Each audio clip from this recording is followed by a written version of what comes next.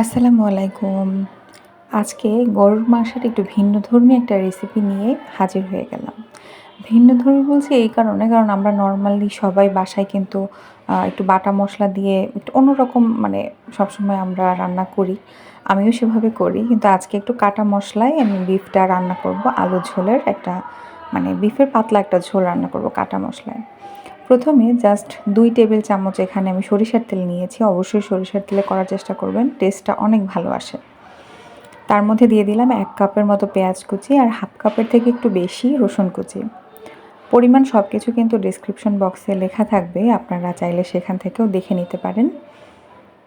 এখন এই তেলের মধ্যে পেঁয়াজ রসুনগুলোকে আমি একটু সফট হয়ে যাওয়া পর্যন্ত ভাজবো।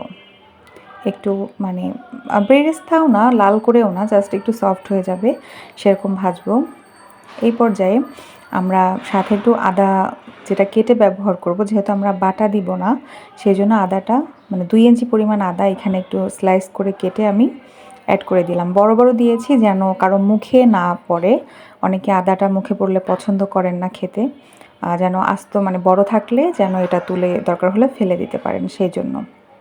কিন্তু ফ্লেভারটা যেন আসে সেজন্য প্রথমেই এরকম পেঁয়াজ রসুনের সাথে আমরা আদাটাকেও ভেজে নেব।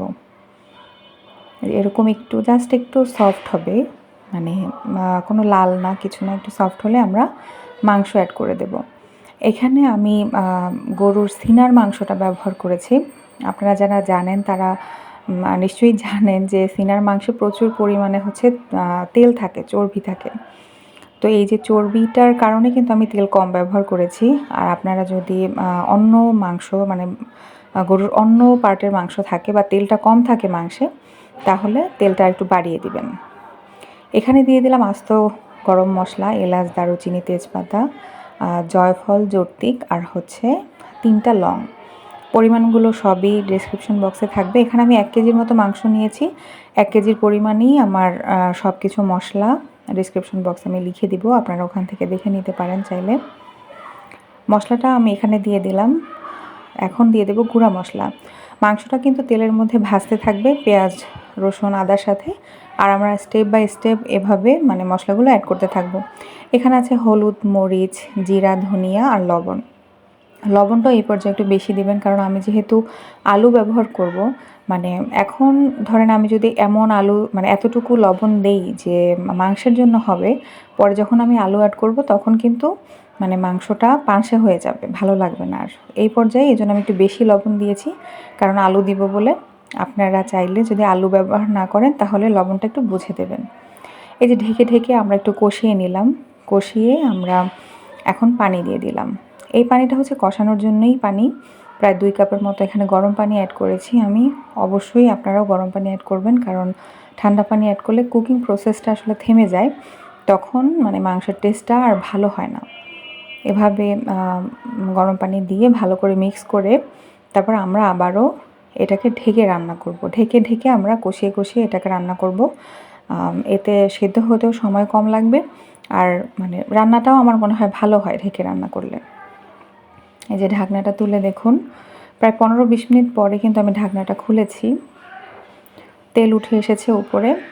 মাংসটা কিন্তু এ পর্যায়ে প্রায় ৩০-৪০% মতো সিদ্ধ হয়ে গেছে, মানে প্রথম কষানিতে আমাদের। এখন আমরা পানি দিয়ে এটাকে আবারও কষাবো। অনেকে বলতে পারেন যে একবারেই কেন বেশি ঝোলের পানি মানে বেশি পানি দিয়ে আমি কষাচ্ছি না।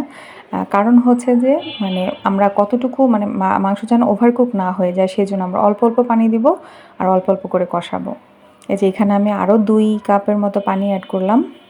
এখন এটাকেও আমরা ভালো করে মিক্স করে দিয়ে ঢাকনা দিয়ে ঢেকে ভালো করে এটাকে কষাবো। কষানোর উপর কিন্তু যে কোনো কিছুর স্বাদ ডিপেন্ড করে, সেটা আমরা সবাই জানি। আর এটা যেহেতু কাটা মশলায়, কষানোটা অবশ্যই মাস্ট, খুব গুরুত্বপূর্ণ।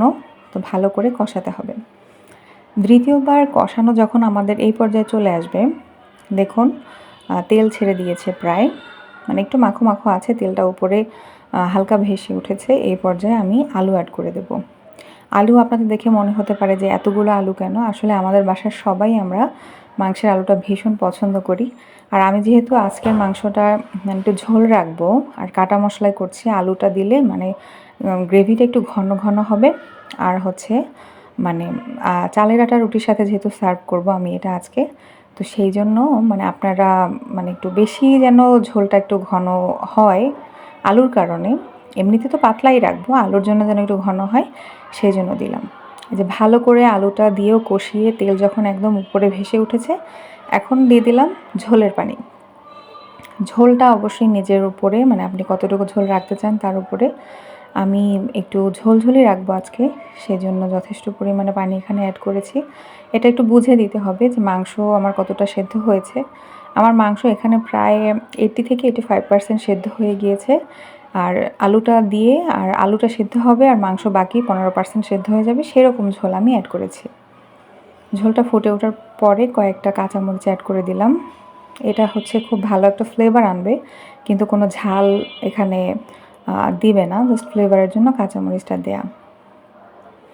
আবারও ঢেকে দিলাম। রান্না প্রায় শেষের পর্যায়ে। এই যে এতটুকু ঝোল আমি রাখবো, আলু মাংস সব কিছু এখানে একদম খুব ভালো করে সেদ্ধ হয়ে গেছে। নামানোর ঠিক আগে আমি এখানে ভাজা জিরা গুঁড়ো অ্যাড করলাম।